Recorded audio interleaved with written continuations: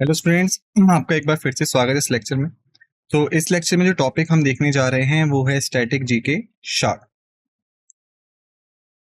Lecture की शुरुआत से हर बार की तरह इस बार भी हमारे पास एक छोटा सा डिस्क्लेमर है जो कि हमें यहाँ समझना बहुत जरूरी है इससे पहले कि हम आगे प्रस्थान करें। डिस्क्लेमर कुछ इस प्रकार से है। The images, text and other materials used in our presentations are for educational purposes only. We respect the intellectual property rights of the original creators and owners. If you are the owner and have any concerns or issues, please contact us at sathi@iitk.ac.in and we shall remove the content immediately. Please note that the parts of the content may have been generated using generative AI, which is experimental. Title जैसा कि मैंने आपको बताया shark है। तो पहले अगर हम देखें कि शार्क की फुल फॉर्म क्या है। एस का मतलब है साउथ, ए का मतलब है एशियन, फिर ए का मतलब है एसोसिएशन फॉर, फिर आर का मतलब है रीजनल, सी का मतलब है कोऑपरेशन। तो शार्क का पूरा मतलब है south Asian association for regional cooperation. अगर हम देखें कि ये आइडिया जो था शार्क का वो कैसे आया, तो देखिए जो आइडिया है रीजनल कोऑपरेशन बढ़ाने का दक्षिण एशिया में, वो बहुत बार डिस्कस हुआ कई सारी कॉन्फ्रेंसेस में। आजादी मिलने के बाद इंडिया ने भी कई बार डिस्कस किया इस चीज को, लेकिन जो आधिकारिक तौर पे प्रस्ताव आया वो आया राष्ट्रपति जियाउर रहमान के तौर पे, जो कि बांग्लादेश के राष्ट्रपति थे। मई 1980 में इन्होंने इस प्रस्ताव को रखा। उसके बाद अगर हम देखें स्थापित होने का दिन और जगह, तो शार्क जो है आधिकारिक तौर पे 8 दिसंबर 1985 को स्थापित किया गया। शार्क का जो चार्टर है उसको अपनाया गया पहले शार्क सम्मेलन में, जो कि हुआ था ढाका, बांग्लादेश में। शार्क सेक्रेटरीट की यदि हम बात करें, तो शार्क का जो सेक्रेटरीट है वो शार्क बनने के बाद स्थापित हुआ, जिसकी शुरुआत जनवरी 16 से जनवरी 17 के बीच 1987 में हुई। और इसका जो स्थान है वो है काठमांडू, नेपाल। हेडक्वार्टर्स की हम बात करें, तो शार्क का जो स्थायी मुख्यालय है वो है शार्क सेक्रेटरीट, जो कि है आपका काठमांडू, नेपाल में। उसके बाद हम देखें कि शार्क की आधिकारिक भाषा क्या है, तो शार्क की जो ऑफिशियल लैंग्वेज है वो है इंग्लिश। इसके बाद फाउंडिंग मेंबर्स की यदि हम बात करें, तो 7 देशों ने मिलकर शार्क को स्थापित किया था, और ये देश थे बांग्लादेश, भूटान, भारत, मालदीव्स, नेपाल, पाकिस्तान और श्रीलंका। उसके बाद शार्क जो है इसका विस्तार बढ़ाने लग गए, और अफगानिस्तान ने शार्क को ज्वाइन किया 8वें सदस्य के तौर पे। और शार्क में अफगानिस्तान को शामिल किया गया था 14वें शार्क सम्मेलन के दौरान, जो कि हुआ था नई दिल्ली, भारत में, अप्रैल 2007 में। अब हम बात करें अभी के समय शार्क के कितने सदस्य हैं, तो अफगानिस्तान, बांग्लादेश, भूटान, इंडिया, मालदीव्स, नेपाल, पाकिस्तान और श्रीलंका। अगर हम देखें शार्क नेशंस के मैप को, तो शार्क जो है वो एक सिग्निफिकेंट ज्योग्राफिकल एरिया जो है साउथ एशिया का, उसे कंप्राइज करता है, क्योंकि 8 देश जो हैं वो शार्क के स्थायी मेंबर्स हैं। वहीं पे शार्क में कई सारे ऑब्जर्वर स्टेट्स भी हैं। करंटली शार्क में 9 ऑब्जर्वर स्टेट्स हैं, और वो ऑब्जर्विंग स्टेट्स हैं Australia, China, European union, Iran, Japan, Mauritius, Myanmar, Republic of Korea यानी साउथ कोरिया, और यूनाइटेड स्टेट्स ऑफ अमेरिका। उसके बाद यदि हम देखें शार्क के उद्देश्य क्या थे, सबसे पहला था वेलफेयर, यानी जो साउथ एशिया के लोग हैं उनका वेलफेयर और उनका जो जीने का तरीका है उसकी क्वालिटी को बढ़ाना। दूसरा है ग्रोथ एंड डेवलपमेंट, एसिलरेट करना इकोनॉमिक ग्रोथ को, सोशल प्रोग्रेस को और कल्चर डेवलपमेंट को रीजन में। प्रोवाइड करना अपॉर्चुनिटीज इंडिविजुअल्स को, ताकि वो एक डिग्निटी के साथ जी सके और उनका जो पूरा पोटेंशियल है उसे रियलाइज कर सके। उसके बाद सेल्फ रिलायंस यानी आत्मनिर्भरता, प्रमोट करना और स्ट्रेंथ करना कलेक्टिव स्टैंडर्ड लाइंस को, जो भी देश साउथ एशिया में हैं उनके लिए। ट्रस्ट और अंडरस्टैंडिंग को बढ़ावा देना, यानी कि जो म्यूचुअल ट्रस्ट है और अंडरस्टैंडिंग है उसे बढ़ाना है, और साथ के साथ जो एक दूसरे देश की प्रॉब्लम है उससे मिलके समाधान उसका ढूंढना है। उसके बाद देखें कोलैबोरेशन। प्रमोट करना है एक्टिव कोलैबोरेशन को और म्यूचुअल असिस्टेंस को इकोनॉमिक, सोशल, कल्चरल, टेक्निकल और साइंटिफिक फील्ड्स में। कोऑपरेशन, स्ट्रेटन करना है कॉपरेशन को बाकी डेवलपिंग कंट्रीज के साथ में। स्ट्रेटन करना है कॉपरेशन को इंटरनेशनल फोरम्स में जहां भी कॉमन इंटरेस्ट की बात है वहां। कॉपरेट करना है इंटरनेशनल और रीजनल ऑर्गेनाइजेशंस के साथ में सिमिलर एम्स में। सोवरेनिटी, कॉपरेशन जो होगा वो होगा रिस्पेक्ट प्रिंसिपल्स के तौर पे। पहला सोवरेन इक्वालिटी, यानी हर देश जो है सदस्य तो है लेकिन उसके बाद भी उसके पास अपने तौर पे निर्णय लेने के अधिकार है।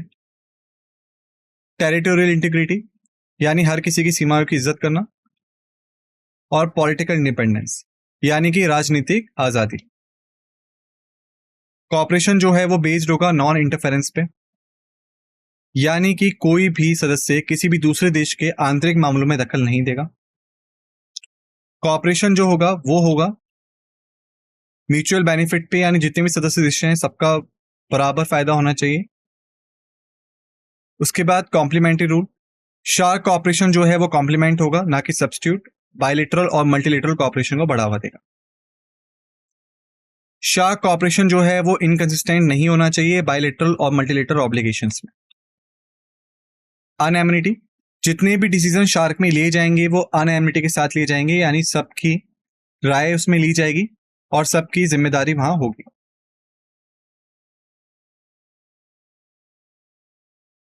इसके बाद बायलैटरल और कंटिन्यूअस इश्यूज जो हैं उन्हें शार्क से निकाल दिया जाएगा, यानी शार्क में जो कुल मिला के 8 देश हैं, अगर कुछ भी देशों के बीच में कोई भी परेशानी है तो वो परेशानी दोनों देश खुद ही मिलकर निपटाएंगे, ना कि शार्क में उस परेशानी को लेके आएंगे।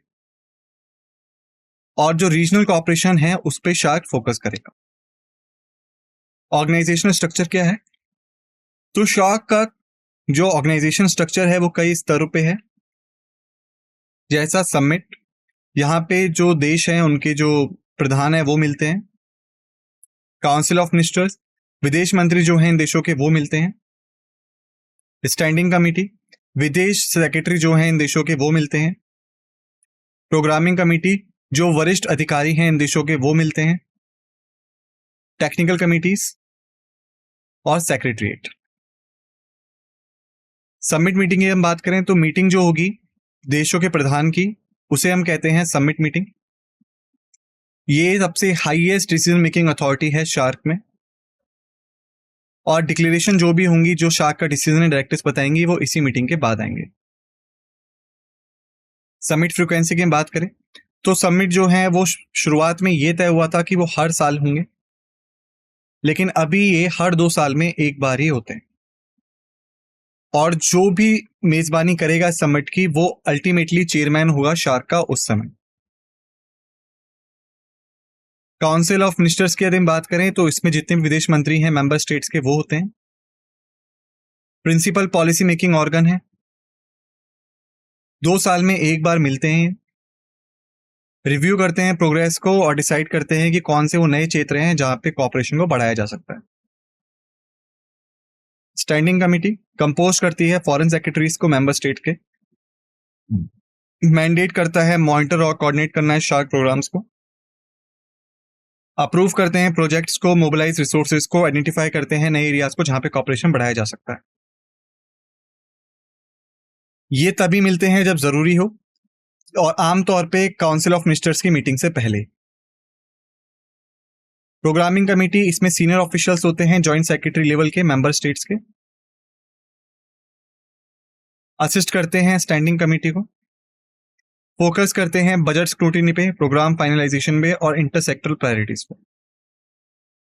टेक्निकल कमेटी कंपोज करते हैं रिप्रेजेंटेटिव्स को मेंबर स्टेट से, रिस्पॉन्सिबल होते हैं इंप्लीमेंटेशन में, कोऑर्डिनेशन में, मॉनिटरिंग करने में प्रोग्राम्स को अपने रिस्पेक्टिव फील्ड्स में जैसे एग्रीकल्चर, हेल्थ या ट्रांसपोर्ट। शार्क सेक्रेटरीट के रोल की हम बात करें तो लोकेटेड है काठमांडू, नेपाल में। प्रोवाइड करता है एडमिनिस्ट्रेटिव और लॉजिस्टिक सपोर्ट, कोऑर्डिनेट करता है, मॉनिटर करता है शार्क एक्टिविटीज को इंप्लीमेंट करने में, सर्व करता है कम्युनिकेशन चैनल के बीच में शार्क और बाकी ऑर्गेनाइजेशंस के लिए।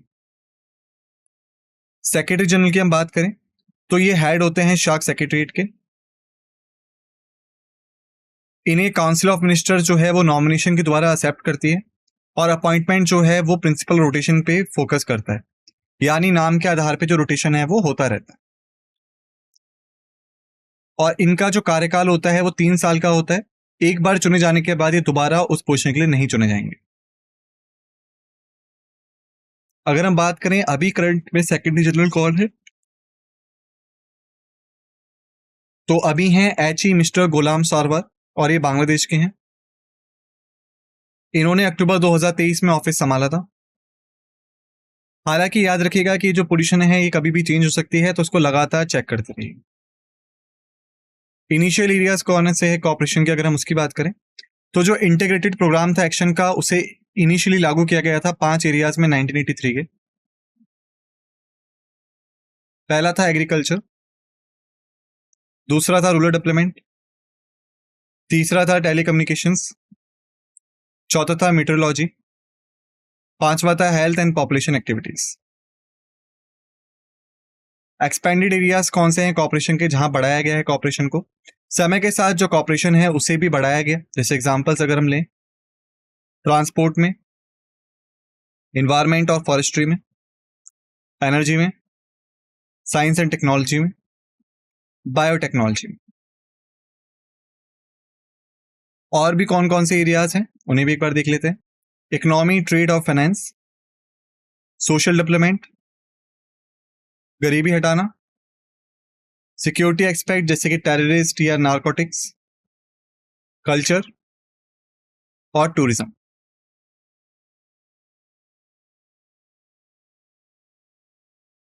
अब शार्क की कौन सी स्पेशलाइज बॉडीज हैं, तो शार्क ने कई सारी स्पेशलाइज बॉडीज को भी स्पेसिफिक मैंडेट के साथ स्थापित किया। पहला है SAARC development fund STF, South Asian university SAU, SAARC regional standard organisation SARSO, SAARC arbitration council SARCO. अब हम बात करें एसटीएफ की शार्क डेवलपमेंट फंड की, तो लोकेशन है थिम्पू, भूटान। स्टैब्लिश हुआ अप्रैल 2010 में। रोल है इसका अम्ब्रेला फाइनेंशियल इंस्टीट्यूशन के तौर पे शार्क प्रोजेक्ट्स में। विंडोज कौन कौन सी हैं, सोशल, इकोनॉमिक और infrastructure. South Asian university, location नई दिल्ली, इंडिया। एग्रीमेंट साइन हुआ 2007 में, ऑपरेशन स्टार्ट की 2010 में। रोल है एक इंटरनेशनल यूनिवर्सिटी के तौर पे जो कि पोस्ट ग्रेजुएट और डॉक्टरल प्रोग्राम्स प्रोवाइड करती है और रीजनल स्टैंडिंग को बढ़ावा देती है। फिर है शार्क रीजनल स्टैंडर्ड्स ऑर्गेनाइजेशन सैरसो, लोकेशन है ढाका, बांग्लादेश में। एग्रीमेंट जो है वो 25 अगस्त 2011 को साइन हुआ था। रोल है हार्मोनाइज करना नेशनल स्टैंडर्ड्स को और फैसिलिटेट करना इंट्रा रीजनल ट्रेड को टेक्निकल बैरियर्स हटाने के बाद। फिर है शार्क आर्बिट्रेशन काउंसिल शार्को, लोकेशन है इस्लामाबाद, पाकिस्तान। एग्रीमेंट जो है वो आया था 2 जुलाई 2007 को। प्रोवाइड करता है लीगल फ्रेमवर्क, फेयर और एफिशिएंट सेटलमेंट पे commercial, industrial, trade, banking, investment और कुछ और डिस्प्यूट्स पे जो कि इसी रीजन के अंडर होते हैं। शार्क रीजनल सेंटर्स की अगर हम बात करें तो इन्हें स्थापित किया गया था कोऑपरेशन को बढ़ाने के लिए स्पेसिफिक एरियाज में। उदाहरण के लिए shark agriculture centre Dhaka, shark energy centre Islamabad, shark culture centre Colombo, shark tuberculosis and HIV AIDS centre Kathmandu, shark disaster management centre Gandhinagar. कुछ और सेंटर्स जो थे या तो उन्हें बाद में बंद कर दिया गया या एक दूसरे से मिला दिया गया। की एग्रीमेंट की अगर हम बात करें, SAPTA shark preferential trading agreement, जो कि अप्रैल 1993 ढाका में 7th समिट के दौरान साइन हुआ था। ऑब्जेक्टिव था इसका इंट्रा रीजनल ट्रेड को बढ़ावा देना और टैरिफ कंसेशंस को आपस में एक्सचेंज करना प्रेफरेंशियल बेसिस पे। कंसीडर किया गया पहला स्टेप हायर ट्रेड कोऑपरेशन में। फिर आता है SAFTA, South Asian free trade agreement, जनवरी 2004 इस्लामाबाद के 12th समिट में से शामिल किया गया। 1 जनवरी 2006 से लागू हुआ। ऑब्जेक्टिव था फ्री ट्रेड एरिया क्रिएट करना, जो कि वक्त के साथ रिड्यूस होता चले गया और एलिमिनेट करता चले गया कस्टम ड्यूटीज को गुड्स पे। और इसी के साथ जो डीपर इकोनॉमिक इंटीग्रेशन था साफ्टा पे, वो बढ़ावा देना। उसके बाद साफ्टा डिटेल्स की अगर हम बात करें तो 0 से लेके 5% तक ड्यूटीज को रिड्यूस करना था सभी प्रोडक्ट्स पे। इंक्लूड था trade liberation program TLP। Maintain करना है सेंसिटिव लिस्ट को, जिसमें कि प्रोडक्ट्स को एक्सक्लूड किया जाएगा टैरिफ कट से हर कंट्री के लिए। प्रोवाइड करना है स्पेशल और differential treatment least development countries के लिए, LDCs के लिए। शार्क समिट लैंडमार्क की अगर हम बात करें फर्स्ट समिट की, तो वेन्यू था ढाका, बांग्लादेश। डेट थी 7 से 8 दिसंबर 1985। सिग्निफिकेंस था शार्क चार्टर को अडॉप्ट करना और फॉर्मली इस्टेब्लिश करना एसोसिएशन। फिर हम बात करें शार्क समिट जो कि भारत ने होस्ट किए हैं, तो भारत ने लगभग 3 शार्क समिट्स को होस्ट किया है। दूसरा समिट बेंगलुरु 1986 में, 8वां समिट नई दिल्ली 1995 में, और 14वां समिट नई दिल्ली 2007 में। अफगानिस्तान इसी समिट के दौरान ज्वाइन किया था। अब हम बात करें इसके आखिरी समिट की, तो 18वां शार्क समिट था जो हुआ था काठमांडू, नेपाल में। डेट थी 26 से 27 नवंबर 2014। थीम था deeper integration for piece and prosperity. जो 9 शार्क समिट था वो होना था इस्लामाबाद, पाकिस्तान में नवंबर 2016 में। लेकिन भारत ने क्रॉस बॉर्डर टेररिस्ट अटैक जो हुआ था हमारे पास, उरी अटैक, उसकी वजह से इस समिट में ना शामिल होने का फैसला लिया और बाद में कई और मेंबर स्टेट्स ने भी इसमें शामिल होने से मना कर दिया। ये समिट जो था ये किसी भी अनिश्चित समय के लिए पोस्टपोन कर दिया गया और 2014 के बाद से अब तक कोई भी शार्क समिट नहीं हुआ है। की अचीवमेंट्स क्या हैं शार्क के? सबसे पहला, रीजनल प्लेटफॉर्म स्टैब्लिश किया डायलॉग और कॉपरेशन के लिए। क्रिएट किया साफ्टा और सेप्टा को ट्रेड एग्रीमेंट्स के लिए। स्टैब्लिश किया स्पेशलाइज बॉडीज को जैसे कि SAU, STF, SADSO और शेरको। शार्क वीजा एक्सेप्शन स्कीम लाए स्पेसिफिक कैटेगरीज के लिए। रीजनल सेंटर्स को फंक्शनिंग करना जो कि स्पेसिफिक इश्यूज पे फोकस करेंगे जैसे कि agriculture, energy, disaster management etcetera. Cooperation को सोशल एरियाज में बढ़ाना जैसे कि हेल्थ, एजुकेशन और culture. South Asian satellite GSAT-9 को इंडिया ने 2017 में लॉन्च किया मेंबर स्टेट्स के लिए। जो बड़े चैलेंजेस शार्क ने फेस किए, सबसे पहला पॉलिटिकल टेंशन। जो लॉन्ग स्टैंडिंग कॉन्फ्लिक्ट है वो इंडियन पाकिस्तान का है, जिसने कि शार्क की प्रोग्रेस को काफी हद तक रोका हुआ है। Principle of anonymity, decision making जो है वो सबकी रजामंदी चाहती है, लेकिन मेंबर जो हैं वो इनिशिएटिव्स को ब्लॉक कर सकते हैं। बायलैटरल इश्यूज की वजह से उन पे बात नहीं हो पाती है। ट्रस्ट डेफिसिट, म्यूचुअल ट्रस्ट जो है मेंबर स्टेट्स के बीच में वो बना पाना मुश्किल है। लो इंटर रीजनल ट्रेड, जो ट्रेड है वो 5% से भी नीचे रहा है साफ्टा आने के बाद भी। कनेक्टिविटी इशू, जो फिजिकल इंफ्रास्ट्रक्चर है रोड, रेल, एयर और सी का, वो काफी हद तक खराब हालत में है, जिसकी वजह से ट्रेड और इंटरेक्शन जो है रुका रहता है। एसिमेट्री, भारत जो है वो एक बहुत बड़ी इकोनॉमी है, पॉपुलेशन और ज्योग्राफी है, लेकिन जो बाकी मेंबर हैं वो इतने ज्यादा नहीं है, तो ये असमानता पैदा करता है। इंप्लीमेंटेशन गैप, एग्रीमेंट जो है वो साइन तो हुए हैं लेकिन इंप्लीमेंट नहीं हो पाए। बाकी ग्रुपिंग्स, जो फोकस था शार्क का वो शिफ्ट हो गया बीमस्टेक, BBIN इन सब पे जब ये स्थापित हुए। तो अब भारत का रोल देखें अगर शार्क में, तो भारत इसके फाउंडिंग मेंबर्स में भी शामिल था और सबसे बड़ा देश है जो कि शार्क का सदस्य है। सबसे बड़ा कंट्रीब्यूटर है शार्क बजट में और प्रोग्राम्स में। कई सारे इनिशिएटिव्स को भारत ने इंट्रोड्यूस किया जैसे कि सेफ्टा, टेक्निकल असिस्टेंस और कैपेसिटी बिल्डिंग प्रोवाइड की। लॉन्च की साउथ एशियन सैटेलाइट। हालांकि जो भारत और पाकिस्तान के बीच टेंशन है, उन्होंने भारत के एंगेजमेंट को शार्क में भी काफी हद तक प्रभावित किया है। अब हम बात करें शार्क सिग्निफिकेंट क्यों है CGL के लिए, तो देखिए फुल फॉर्म है, एस्टेब्लिशमेंट ईयर है, प्लेस, हेडक्वार्टर लोकेशन और मेंबर स्टेट जो कि फाउंडिंग थे और कुल मिला के कितने हैं, लेटेस्ट मेंबर कौन है और ऑब्जर्वर स्टेट्स कौन है, ये क्वेश्चंस आते हैं। फुल फॉर्म आती हैं सेप्टा की, साफ्टा की, STF की, SAU की, SADSO की और शार्को की। लोकेशंस क्या है, जैसे हेडक्वार्टर काठमांडू, SAU नई दिल्ली, STF थिम्पू, सारसो ढाका, शार्क को इस्लामाबाद, इनका पूछ लिया जाता है। समिट जो है कि पहला समिट कब हुआ था, जैसे ढाका 1985 में, आखिरी समिट कहाँ हुआ, काठमांडू 2014 में, और कितने समिट्स को भारत ने होस्ट किया, ये पूछे जाते हैं। सेक्रेटरी जनरल यानी करंट में सेक्रेटरी जनरल कौन है, इसके बारे में पूछ लिया जाता है।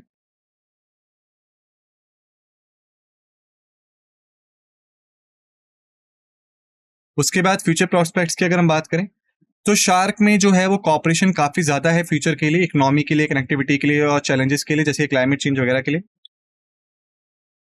रिविटलाइज करना है जो कि हैविली डिपेंड है इंप्रूविंग पॉलिटिकल रिलेशंस में, specially between India and Pakistan.